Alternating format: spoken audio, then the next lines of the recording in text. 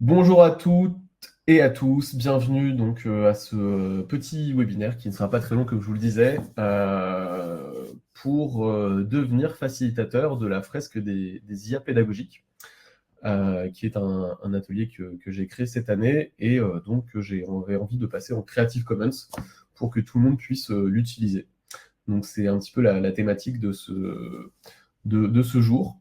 Je vais juste manager le layout pour que tout le monde voit. Voilà, si on a des caméras, ce sera vu. Voilà, donc aujourd'hui, ça va être assez court. Je vais vous présenter dans un premier temps ce que c'est que la fresque des IA pédagogiques. Si jamais vous avez vos caméras, vous pouvez les allumer, on sera content de vous voir. J'ai cru voir quelqu'un que je connaissais en plus. Donc, un petit moment pour parler de ce que c'est que la fresque, vous la présenter. Ensuite, un second moment pour vous dire, on aura un petit moment de partage avec des gens qui l'ont déjà vécu pour nous dire un peu comment ils l'ont vécu et l'intérêt qu'ils y voient et, euh, et comment eux ils envisagent de l'appliquer. Puis on aura aussi un partenaire du projet qui sera là pour participer. Et un troisième temps où je vous expliquerai comment devenir facilitateur. Voilà, il y a quelques petites étapes et règles à respecter pour histoire de faire quelque chose de bien. Et puis après, on aura un temps de questions-réponses avec tout le monde. Donc quelque chose d'assez simple. Ah, chouette, vous êtes plein à avoir mis vos caméras, c'est super. Bonjour à tous ceux. Je vois plein de têtes connues, c'est chouette. Donc voilà. Donc on va commencer directement. Qu'est-ce que la fresque des IA pédagogiques? Mais juste avant, j'avais complètement oublié une petite intro sur qui je suis, ce que je fais et qui est Trendy, parce que je vois des têtes connues, mais je ne connais pas tout le monde, donc c'est un peu l'occasion. Donc, Raphaël Grasset, moi, j'ai plusieurs casquettes. Je suis chercheur et enseignant à l'université de Nanterre et de Paris en sciences de l'éducation et en sciences cognitives. J'ai aussi une casquette d'entrepreneur avec Trendy, donc une société d'innovation pédagogique que j'ai fondée il y a un peu plus de 4 ans maintenant, qui propose des innovations basées sur les sciences cognitives. Et on a 3 activités. Une activité de recherche. L'année dernière, on a fait une activité sur, par exemple, l'engagement en formation, une recherche sur l'engagement en formation. Cette année, on a lancé une recherche sur la posture du formateur. Et l'année prochaine, on lance une recherche sur l'acculturation des organismes de formation à l'IA en créant une méthodologie de conduite du changement. CogMap, c'est une activité où on accompagne des gens qui ont une expertise dans un domaine à créer des échelles psychométriques et à les distribuer, comme l'association par exemple Sol France, Société pour l'organisation apprenante, qu'on a accompagné à créer une méthodologie d'accompagnement des organisations à apprendre ensemble. Et Learning Coach, c'est mon cœur de métier en tant que chercheur, c'est comment aider les apprenants à devenir plus autonomes et plus engagés, et puis à faire évoluer la posture des formateurs. Et comme moi, ça fait 20 ans que je code, j'ai aussi développé des IA, et donc j'ai à la fois cet aspect technique et pédagogique. Et donc dedans, on retrouve également des choses pour démystifier un peu l'IA, et c'est le cas de cette fresque des IA pédagogiques qu'on va voir aujourd'hui. Donc voilà pour vous donner un petit aperçu d'où vient la fresque. Alors cette fameuse fresque, qu'est-ce que c'est? C'est un atelier collaboratif de 3 heures. L'idée, c'est d'explorer les opportunités, les enjeux que pose l'IA dans les pratiques pédagogiques. C'est à destination des formateurs en premier lieu, mais aussi de tout l'écosystème, donc les tuteurs, les ingénieurs pédagogiques, les équipes support aussi, tout ce qui est admin, vente. Je l'ai animé récemment aussi, où il y avait une vingtaine de personnes des équipes support. Et donc, ça permet aussi de rentrer, d'intégrer toute l'organisation, en fait, et pas que les formateurs. J'ai fait une fresque hier et j'étais avec des gens qui avaient jamais vraiment utilisé d'IA du tout. Et donc, j'ai ajouté cette petite ligne de prérequis, c'est d'avoir déjà au moins parlé une fois à ChatGPT. Même si justement le but de cette fresque c'est de sortir de ChatGPT et de voir qu'il y a autre chose derrière. Mais bon, c'est au moins d'avoir une première appréhension parce que c'est vrai que je vous partage de manière tout à fait transparente mes questions sur le sujet. Je ne sais pas si cette fresque elle est bien en amont pour des gens qui n'ont jamais vu et ça les aide à réfléchir. J'ai eu des gens comme ça et ça marche, mais parfois ils sont un peu frustrés s'ils viennent chercher un outil. Ou alors auprès de gens qui ont déjà un petit peu pratiqué l'IA et là ça leur ouvre les chakras pour voir qu'il y a encore plein d'autres choses, mais ils savent déjà un peu ce qu'on peut en faire. Donc ça, ce sera aussi à vous dans vos pratiques de voir comment vous les intégrez. Alors, comment se déroule un atelier, une fresque? Il y a 3 étapes. La première, en amont, il y a un ensemble de ressources qui est envoyé une dizaine de jours en amont aux participants, avec une petite vidéo d'intro qui reprend un peu des concepts théoriques. Euh, un ensemble de ressources qui partagent des cas pratiques pour qu'ils commencent à réfléchir un petit peu à comment est-ce qu'on peut l'utiliser. Et un tutoriel Miro, qui est le logiciel qu'on utilise pour la fresque, parce que c'est un atelier qui a été conçu pour être réalisé en distanciel en premier lieu, mais qu'on peut adapter aussi en présentiel, pour que tout le monde soit bien outillé au début. Et après, la fresque, elle dure concrètement 3 heures, et elle est répartie en deux parties. Une première partie d'exploration, donc sur la base d'un ensemble de cartes qui sont fournies, pour réfléchir justement aux enjeux et aux opportunités, avec un retour de partage des gens quand ils ont fait leur fresque. Et une seconde phase d'expérimentation. Donc, je ne sais pas si certains d'entre vous ont fait des fresques du climat, par exemple. Et c'est vrai que moi, quand j'ai fait, j'étais un peu déçu, parce qu'à la fin, c'était so what, qu'est-ce qu'on en fait? Et donc là, je me suis dit qu'avec la fresque des IA pédagogiques, bah, l'idée, c'était un peu justement de ne pas avoir ce so what. Et donc, en fait, on passe par une phase où on va faire de la problématisation. Alors ça, c'est mon côté chercheur, hein, c'est pas chercher des problèmes, hein, mais c'est juste formaliser un petit peu les questions qu'on se pose. C'est quoi le caillou dans la chaussure, ce qui gratte, en fait, ce qui nous pose question par rapport à ce qu'on vient d'explorer. Et donc, c'est de transformer ça en question un peu de recherche. Et ensuite, on va sélectionner en groupe les problématiques, les challenges qui vont nous intéresser. Et on va remplir un canevas d'expérimentation pédagogique. Alors, je ne sais pas si vous connaissez le business model Canva, qui permet en fait de créer des business models en prenant en compte un peu tous les gens qui sont impactés, les produits, etc. Bah là, on fait à peu près pareil. C'est dans les 3 mois qui viennent, qu'est-ce qu'on peut monter comme petite expérimentation pédagogique qui intègre l'IA pour tester quelque chose de concret, de pragmatique, pour mettre les mains un peu dans le cambouis. Ensuite, il y a une phase de partage à nouveau de ces expérimentations qui ont été créées. Et puis, on propose à chacun de s'engager à réaliser quelque chose dans les 3 jours, 3 semaines ou 3 mois pour ancrer un petit peu tout ça. Et puis après coup, après la fresque, en aval, les gens peuvent récupérer un open badge. On a mené un partenariat avec Procertif. Et donc, Valériane interviendra tout à l'heure pour nous en parler, pour distribuer des open badges d'expérience, voilà, d'avoir vécu ça. Toutes les productions qui ont été faites sur Miro, parce que les gens remplissent des choses, que ce soit sur leur Frex, sur les canevas d'expérimentation, etc., donc sont récupérées et envoyées aux participants. Et puis un document avec des éléments pour aller plus loin, que ce soit des listes de ressources à partager. J'ai vu la tête de Clément passer, on a intégré un de ses tableaux dedans. Que ce soit des livres ou des chaînes YouTube pour aller plus dans les maths, que ce soit des références plutôt légales ou autres. Voilà, donc des choses pour aller explorer un peu plus loin ce dont chacun a besoin. Donc voilà un petit peu le déroulé d'un atelier type. Et donc tout ça est mappé et processé et vous sera partagé. Mais alors, avant de passer à comment devenir facilitateur, j'avais demandé à 2 personnes d'être là ce soir, hein, qui ont vécu la fresque et qui y participent, pour nous partager un peu leur expérience, leur retour, ce qu'ils en ont vécu, et puis ce qu'ils peuvent nous en dire. Donc voilà, Olivier, si tu es disponible, tu es là, tu nous entends? Ouais, je suis là, je vous entends, je suis disponible. Super. Et ben, Je réponds en trois conditions. Euh, alors, effectivement, moi, ce que j'ai bien aimé, donc effectivement, il y a bien les trois temps. Et les trois temps sont vraiment importants. Le premier temps, Raphaël, il est assez théorique, puisque tu rappelles un peu la position du formateur et tu donnes des notions de vocabulaire qu'on va retrouver.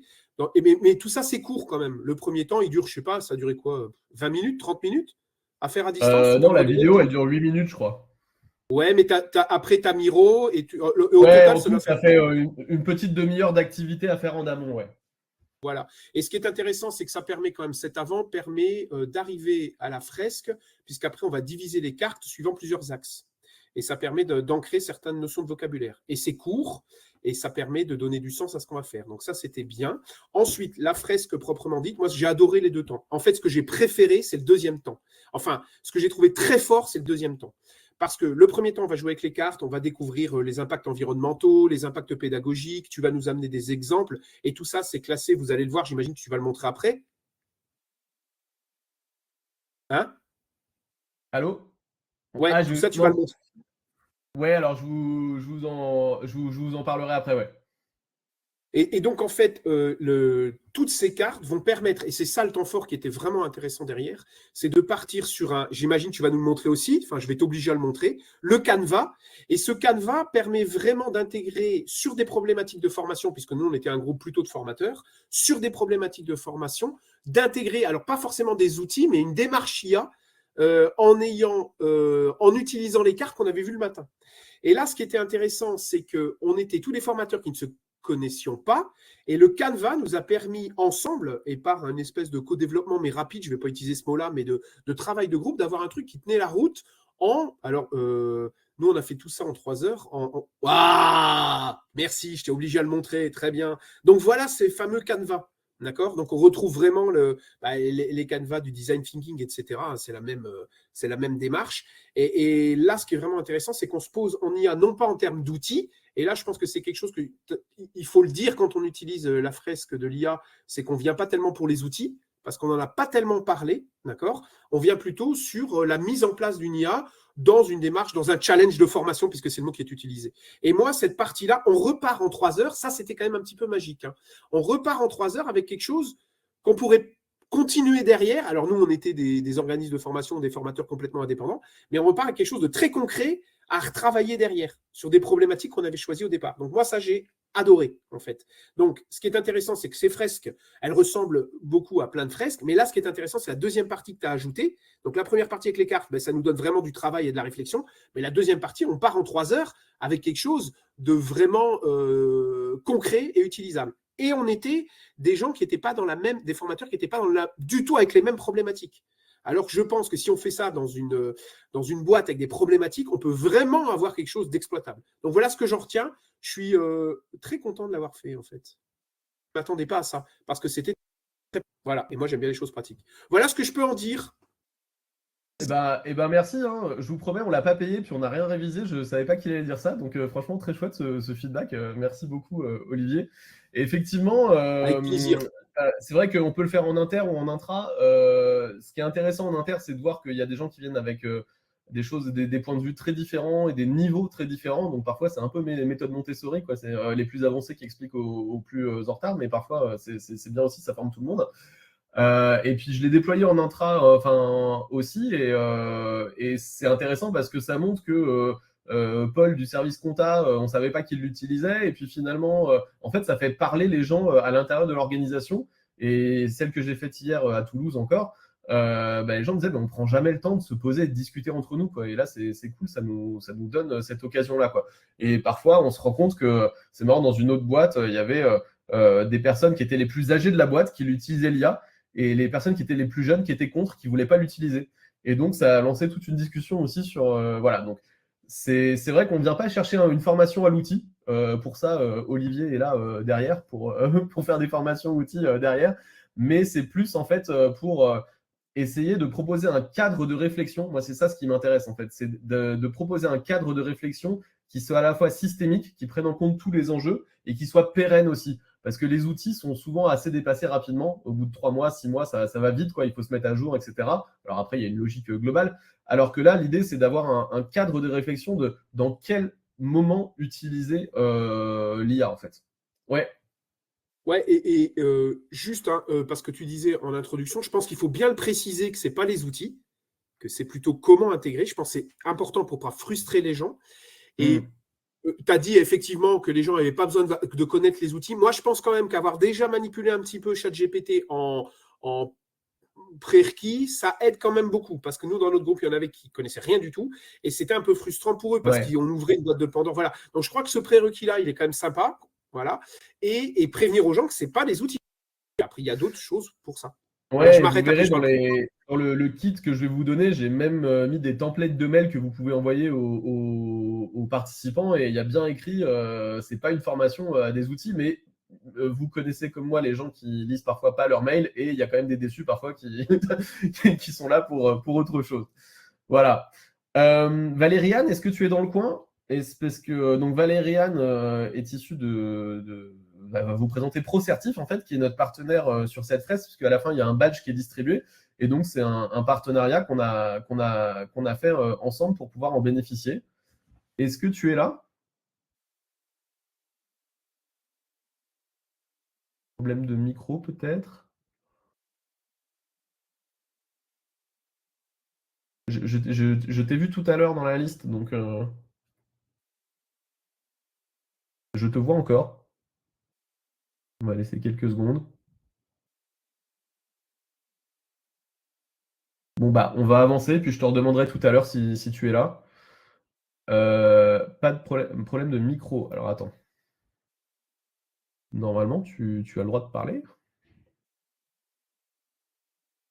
Bah non, tu as les droits de parler. Donc, bon, on essaye de parler, puis à un moment, si tu m'interromps, c'est pas grave. On, on te redonnera la parole. Ça marche?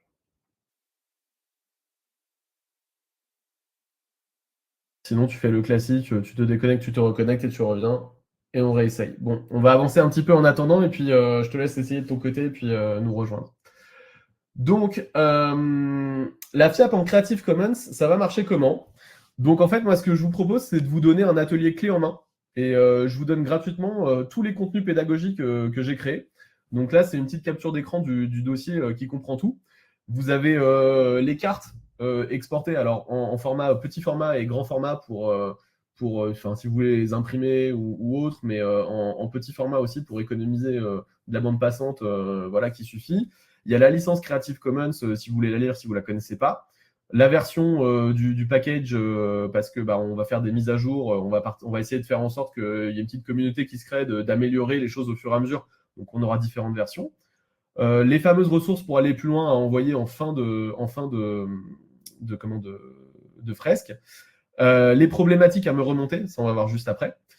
Le déroulé de la formation, alors ça c'est vraiment en fait c'est l'explication de chaque étape, vraiment étape par étape, qu'est-ce qu'il faut faire, qu'est-ce qu'il faut mettre en place avant, avec aussi des cas spécifiques si par exemple vous faites des grands groupes ou autres. Vraiment, je vous ai tout détaillé quoi. Le programme de formation, alors ça je suis vraiment allé jusqu'au bout, c'est-à-dire que si vous voulez le vendre à un client, je vous ai même fait le programme de formation pour que vous puissiez lui vendre directement et vous n'avez rien d'autre à faire quoi. Et le template de mail avec les mails à envoyer aux participants. Donc c'est vraiment clé en main. Voilà, il n'y a rien d'autre à faire. Et l'avantage de la licence Creative Commons, c'est que vous pouvez en faire une utilisation commerciale. Voilà. Donc ça veut dire que vous pouvez vendre vos ateliers à un client, il n'y a pas de souci. Et bien sûr, vous pouvez l'utiliser en interne dans vos organisations. Là, ce matin, on m'a contacté pour former 10 facilitateurs, pour former 500 formateurs d'un réseau. Il le faut en interne, quoi. C'est pas un souci, quoi. Moi, dans le déroulé de formation, je vous ai tout mis étape par étape. Et donc, en fait, devenir facilitateur, j'ai pas prévu qu'il y ait de formation pour ça. La seule contrainte, c'est que vous participiez à une fresque déjà en amont. Donc, ceux qui ont déjà participé, vous avez déjà fait une grande partie du chemin. Après, si vous avez vraiment besoin d'aide, je peux vous accompagner. Mais là, je vous ferai un accompagnement à la carte individuellement. Mais honnêtement, je ne pense pas que vous en ayez besoin. Si vous avez une expérience de formation et de facilitation d'ateliers de fresques du climat, fresques du numérique ou autre, ça va, quoi. Enfin, c'est pas très compliqué. Il faut quand même pas mal de connaissances sur l'IA pour pouvoir répondre aux questions qui émergent des participants pendant l'atelier. Mais si vous avez ces deux choses-là, honnêtement, vous n'avez pas besoin de grand-chose en plus et je pense pas qu'il y ait besoin de formation. Et comme je suis déjà un peu super chargé en ce moment, je n'ai pas prévu de faire des formations en plus. Voilà. Globalement, l'atelier clé en main, ça permet de gérer entre 6 et X participants. Là, récemment, je l'ai animé pour 160 personnes en présentiel. On était 2 pour l'animer. Donc, il y a eu quelques adaptations de fait. Et ça, je vous l'ai mis aussi dans le programme de formation.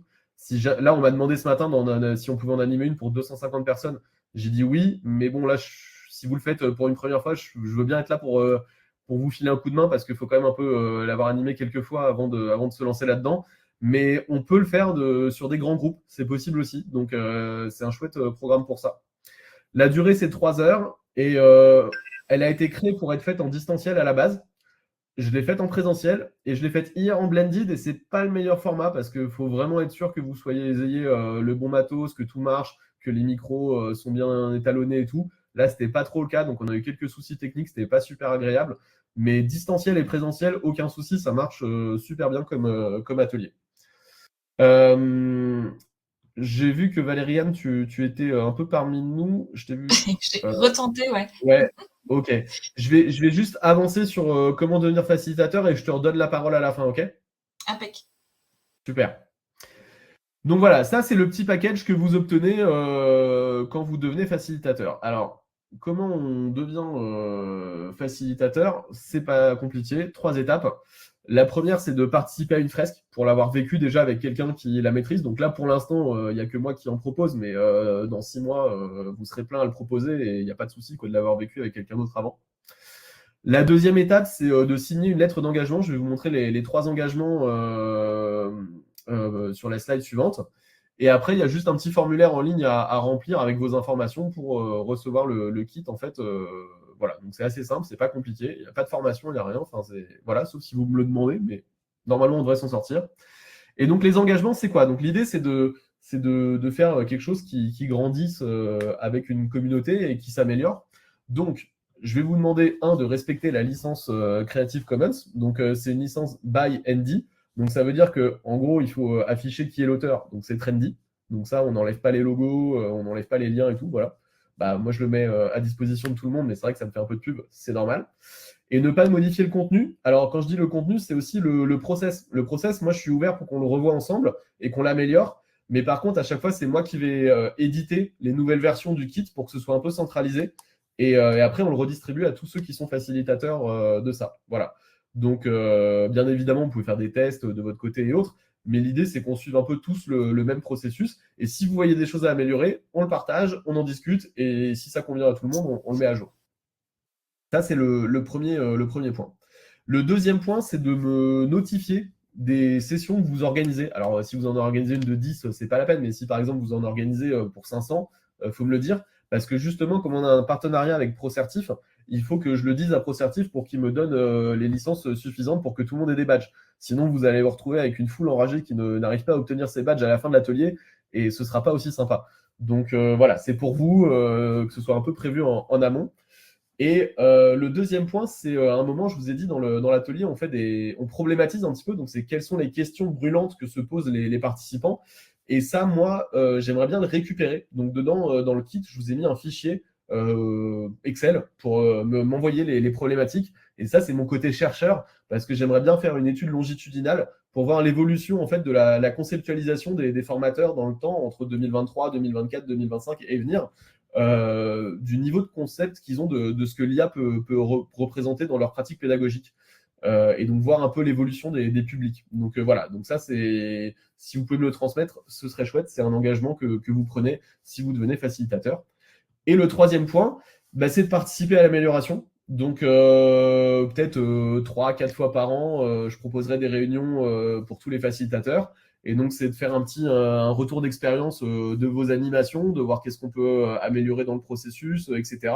Et peut-être aussi de voir si les cartes, on peut en proposer des nouvelles, en enlever parce que certaines ne servent pas, rajouter des références. Toutes les cartes, elles sont, ça c'est mon côté chercheur aussi, il y a les sources des données qui sont affichées sur toutes les cartes avec la bibliographie qui vous est donnée à la fin.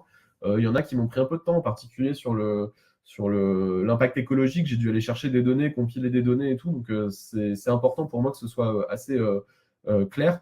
Et donc, voilà, si vous avez des propositions d'amélioration, peut-être avec d'autres cas pratiques que vous avez vu passer, c'est de les intégrer au fur et à mesure. Et donc, qu'on grandisse tous voilà, là-dedans, dans nos réflexions aussi en tant que facilitateur. Valériane, si tu es là, je veux bien que tu prennes la parole maintenant. Maintenant, ok. Ouais. Merci pour les petits conseils dans le chat. Voilà, il fallait bien se déconnecter, se reconnecter pour le micro. Valériane, donc je fais partie de l'équipe ProCertif. On publie, alors pour le coup, nous on est une solution logicielle qui permet d'éditer des preuves d'acquisition de compétences. Parmi ces preuves d'acquisition de compétences, il y a des diplômes, il y a des certificats et il y a des open badges. Un open badge, c'est quoi? C'est un objet digital qui permet d'intégrer des métadonnées. Donc les métadonnées, c'est qu'est-ce qu'on a fait dans cet événement, quelles sont les compétences associées ou les grandes étapes qui sont dans ce programme de fresque. Et c'est un objet qu'on va pouvoir publier, notamment sur les réseaux sociaux. Pourquoi? Pour effectivement parler de cet événement qu'on a vécu. Donc c'est une occasion via cet objet de faire un retour à sa communauté des échanges qui ont pu avoir lieu dans le cadre de la fresque. Et c'est aussi quelque chose qu'on peut rajouter à sa liste de compétences, notamment sur LinkedIn. Il y a un petit chapitre qui s'appelle licence et certification. Et ce badge, en un clic, on va pouvoir aller le rajouter à la liste. S'il y a beaucoup de formateurs, j'imagine que vous avez comme ça plusieurs flèches à votre arc de compétences qui viennent vous aider dans l'animation de formation. De rajouter votre participation et pourquoi pas aussi d'indiquer à partir de ce badge que vous êtes un animateur. Raphaël, on n'en a pas parlé, mais j'imagine que ça peut être aussi l'occasion de mettre en avant le fait qu'on est un tu le dis, on va créer un badge facilitateur de la fresque des IA pédagogiques. Et effectivement, voilà. Ça va être une bonne idée. Ouais. Donc on est partenaire du programme en permettant de délivrer de façon très simple à la fin de chaque atelier un badge qui va être utilisé par les participants librement. Voilà, donc merci à ProCertif pour ce partenariat qui nous permet d'offrir ce badge à tous les participants. Voilà. Et si jamais vous n'avez jamais utilisé d'Open Badge, ça peut être l'occasion de découvrir le fonctionnement de ça. Et c'est assez simple, en fait, les gens saisissent eux-mêmes leurs informations à la fin et ils reçoivent leur badge. C'est assez chouette. Voilà. Donc j'ai vu qu'ils ont commencé à avoir des... Merci Valériane pour ton intervention. J'ai vu qu'on commençait à avoir des questions dans le chat. Effectivement, on arrive au moment questions-réponses. Donc juste avant, comme on a dit que la première étape, c'était de participer à une fresque et qu'on me demandait les dates, ça tombe bien, j'ai prévu.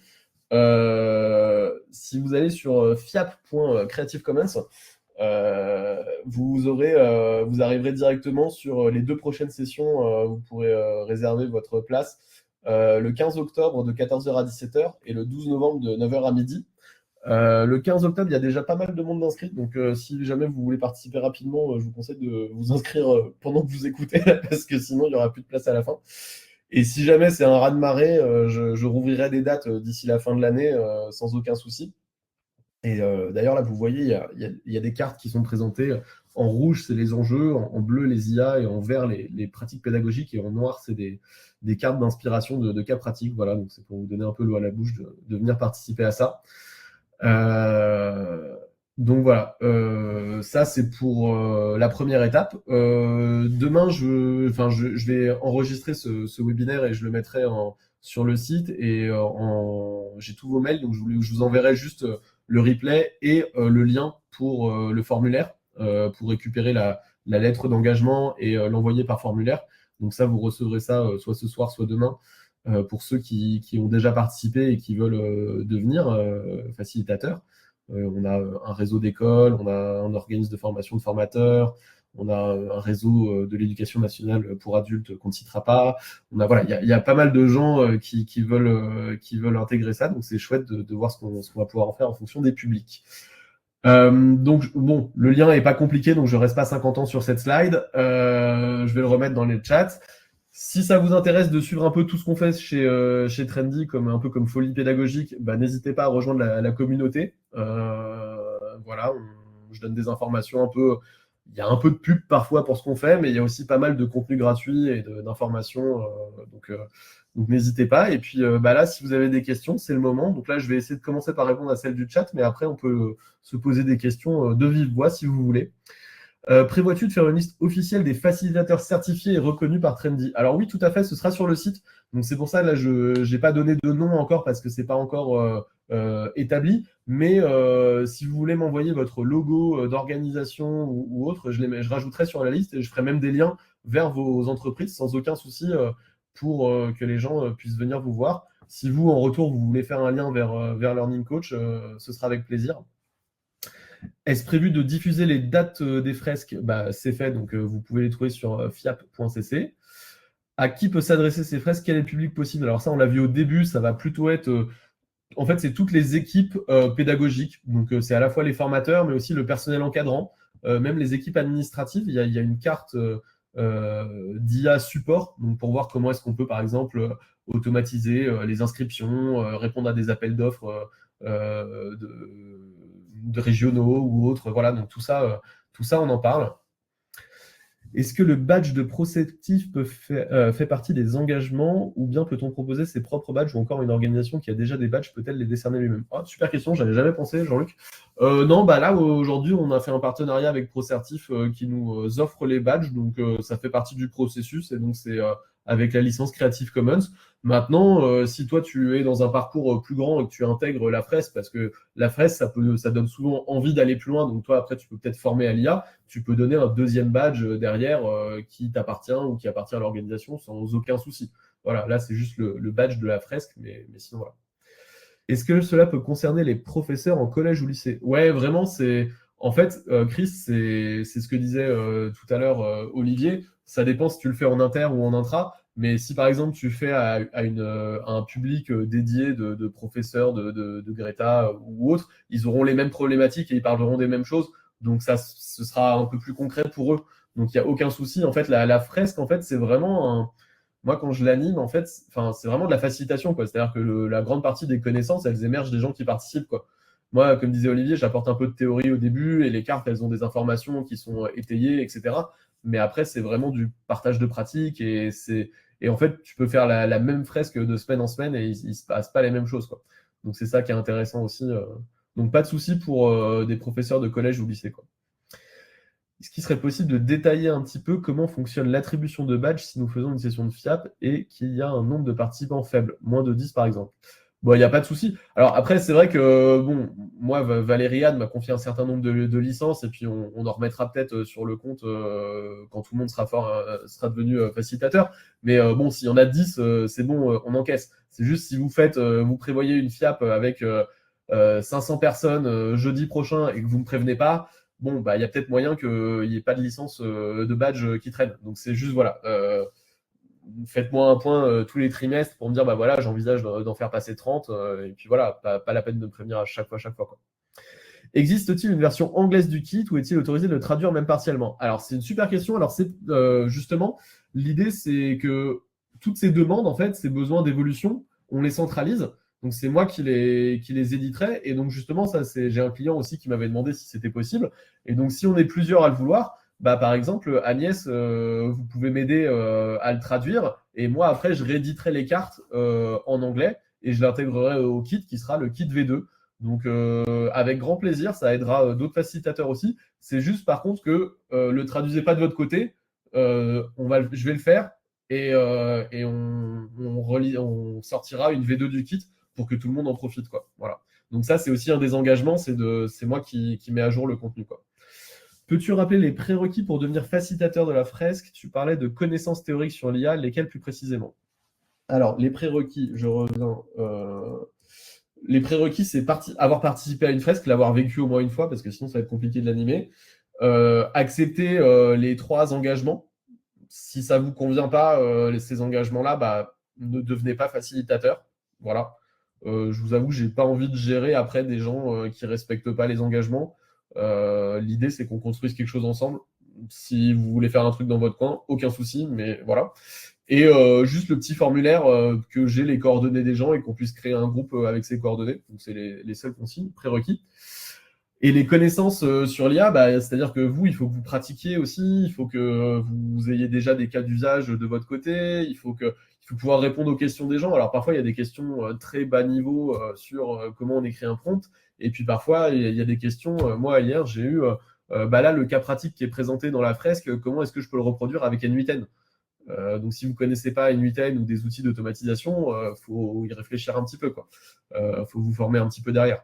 Donc venez à une fresque. Si vous voyez que vous êtes complètement perdu, allez vous former un peu plus. Mais si vous êtes à l'aise, ça devrait aller, quoi. Le badge Procertif n'est pas un open badge. Alors ça, Valérie, je ne sais pas quelle différence tu fais. Moi, je ne suis pas un spécialiste des badges. En fait, un open badge, c'est un objet digital, donc qui peut être effectivement fait dans l'absolu par toute solution. On peut le faire avec un PDF. Après, l'intérêt, il y a une organisation qui s'appelle One Tech qui référence des solutions qui sont certifiées pour produire ces open badges avec un format qui a donc comme je parlais de métadonnées qui sont associées. Donc voilà, dans l'absolu, un open badge, ça peut être un objet PDF, mais c'est quand même mieux quand il y a les métadonnées associées et que ça répond à ce que demande OneTech pour être un open badge. Je ne sais pas si ça répond à la personne qui faisait la question. Si jamais c'est pas clair, n'hésitez pas à remettre un petit commentaire et Valériane, je te laisse répondre en commentaire. Oui, bien sûr. Ouais. Un atelier fresque des IA est prévu pour combien de participants? Donc en général, moi je fais des sous-groupes à l'intérieur. Et un sous-groupe, c'est 6 personnes minimum. Enfin, 6, c'est bien. J'aime pas faire plus. J'ai essayé à 8-10 au début et en fait, il y avait pas, les conversations n'étaient pas aussi fluides. Donc en fait, moi j'ai envie de dire c'est un multiple de 6. Donc au début, je vous invite à organiser pour peut-être 12 pour gérer 2 groupes en même temps. Et puis plus vous serez à l'aise, plus vous pourrez gérer de groupes en même temps. Une session où vous vous fatiguez pas trop, vous pouvez gérer jusqu'à 18 ou 24 participants. Là, quand j'en ai géré 160 à 2, j'étais bien fatigué à la fin de la journée. Voilà, ça dépend de votre niveau d'expertise et d'expérience de la fresque. Mais voilà, pour commencer, 12-18, c'est bien. Et puis après, on peut monter même à 30 sans trop de soucis, quoi. Ça dépend aussi à quels outils vous utilisez, par exemple en visio, si vous êtes à l'aise avec, si vous les maîtrisez bien ou pas. Quel est le coût de participation à une fresque et utilisation just-in-time? Je ne comprends pas l'utilisation just-in-time. Moi, celle que je propose en inter, si vous voulez participer en visio, par exemple le 15 octobre ou le 12 novembre, je crois, moi je propose à 100 € participation. Voilà, c'est pas pour faire de l'argent, quoi. C'est vraiment pour que les gens qui s'engagent viennent, parce que souvent il y a des gens qui s'inscrivent à des trucs et ne viennent pas, donc c'est un peu chiant. Et après, pour être tout à fait transparent, moi quand je vends une fresque à mes clients, je les vends entre 1500 et 2000 €. Parce qu'il y a quand même un peu de travail de préparation, des tableaux miro, il y a les mails à envoyer avant, vérifier que tout est bien compris, etc. Les 3 heures d'animation, et voilà. Donc ça vous donne une idée. Ce serait bien de ne pas casser le marché, de ne pas exploser les tarifs, mais après, chacun est libre de faire comme il veut. Moi, je vous donne juste le kit. Et l'utilisation du kit, du kit au lieu du pardon, j'avais lu utilisation de just-in-time, et non, c'était kit. L'utilisation du kit, c'est gratuit. Moi, je vous donne les matériaux pédagogiques que j'ai créés. Et voilà. Je fais ça parce que... Pourquoi je fais ça? Je fais ça pour 2 raisons, et je vais être tout à fait transparent. La première, c'est quand je l'ai fait passer au début, je m'attendais à un niveau de conceptualisation beaucoup plus élevé des gens auprès de qui je l'ai déployé. Et je me suis rendu compte qu'il y a des gens qui étaient un peu, je vais être honnête, à la masse. Et donc, moi, je vais pas évangéliser la France entière, quoi. J'ai pas la force de frappe, voilà. Et je fais déjà quasiment une fresque par semaine. J'ai pas envie d'en faire plus, c'est cool, mais bon, il y a un moment, j'aime bien faire d'autres choses. Donc, je me suis dit, il y a plein de gens. Je connaissais des gens comme Clément, comme Olivier et tout, et qui font déjà des formations à l'IA. Et je me suis dit qu'il y aurait plein de gens qui seraient intéressés pour le faire. J'en discutais avec eux, ils m'ont dit oui. Et donc, voilà, je me suis dit que ça pouvait être une bonne occasion. Et la deuxième raison, je vais être honnête, c'est pour ça aussi que j'ai pris une Creative Commons by et ND, c'est ça me fait un peu de pub aussi par rapport au fait de respecter l'attribution à Trendy, il y a les logos sur les cartes, etc. Donc voilà, on verra si ça me rapporte du business, j'en sais rien, mais c'est aussi une opportunité pour moi. Je n'ai jamais animé de fresque. Quel montant de prestations peut-on proposer en moyenne? J'ai répondu à la question. Donnez-vous des recommandations sur le dispositif dans le kit. J'ai répondu à la question. Est-ce qu'il est possible d'acheter des cartes en version papier? Alors, j'avoue que Chris, moi, pour l'instant, je les ai jamais imprimées en papier parce que comme j'ai un peu fait évoluer les cartes au fur et à mesure, j'attendais qu'elles soient un peu stabilisées avant de. Donc, pour l'instant, j'ai pas fait de version papier. Peut-être qu'on en éditera si jamais il y a de la demande. Mais sinon, dans tous les cas, je vous les ai mis dans le kit en taille grand format. Et normalement, c'est une résolution suffisamment bonne pour que toi-même, tu puisses les imprimer de ton côté si tu veux. Après, dis-toi juste s'il y a des évolutions justement avec des nouvelles cartes ou des corrections, voilà, peut-être ça risque de changer. C'est pour ça que j'avais fait une version un peu numérique qui utilise Miro. Donc ouais, si vous n'avez pas de compte Miro, il va peut-être falloir en prendre un parce que c'est quand même pensé pour. Après, je sais qu'il y a d'autres tableaux blancs qui existent que Miro. Faudra juste que vous recréiez les schémas. Mais sinon, je vous donne aussi les tableaux blancs Miro dans le kit sans souci, quoi. Quel est le coût pour participer à la fresque? On a déjà répondu à cette question. Les adaptations pour l'animer en présentiel sont-elles importantes? Ça dépend en fait du nombre de personnes. Moi, en présentiel, j'utilise toujours Miro, en fait. Donc, je demande aux gens de venir avec leur ordinateur. C'est juste qu'ils sont autour d'une table à parler entre eux. C'est pas forcément fou. Après, c'est s'il y a des grands groupes, là, il y a des adaptations à faire parce que pendant la fresque, on modifie les groupes. Et donc, si on a 180 personnes à faire bouger d'une salle à l'autre, c'est un peu compliqué. Donc là, il y a des adaptations à faire. Elles sont précisées dans le kit. Mais je l'ai fait qu'une fois avec 180 personnes, donc il me faudra un peu plus d'expérience pour préciser ces choses-là, mais justement, c'est l'occasion de le faire ensemble. Et peut-on voir un extrait d'animation pour voir à quoi ça ressemble? Je n'ai jamais participé à une fresque. Et ben, Alix, je vous propose de venir le 15 octobre ou le 12 novembre en vous inscrivant sur fiap.cc pour expérimenter la chose. Et puis, ce sera mieux. Je pense que ce sera plus rapide de comprendre en 3 heures. Voilà. Est-ce que vous avez d'autres questions? N'hésitez pas à ouvrir votre micro et à poser directement, hein.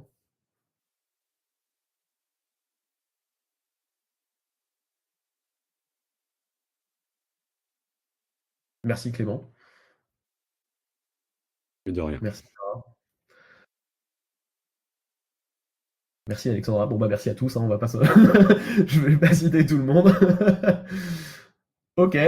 Bon si c'est clair, j'espère vous voir le 15 octobre, le 12 novembre, et puis je vais vérifier après là qu'il y a encore de la place, sinon j'ouvrirai d'autres dates. Donc de toute façon, si vous vous connectez sur learning.coach et que vous allez sur la FIAP, vous verrez un calendrier où il y aura des dates qui se créeront au fur et à mesure si jamais il y a besoin.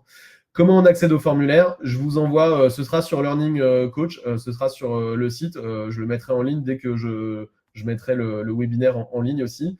Et donc voilà, je vous enverrai tout ça par mail soit ce soir, soit demain.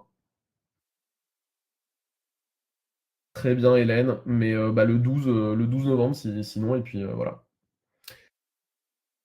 Merci à tous d'être passés. Très bonne soirée. Merci Raphaël, bonne soirée à tous. Bientôt. Bye bye.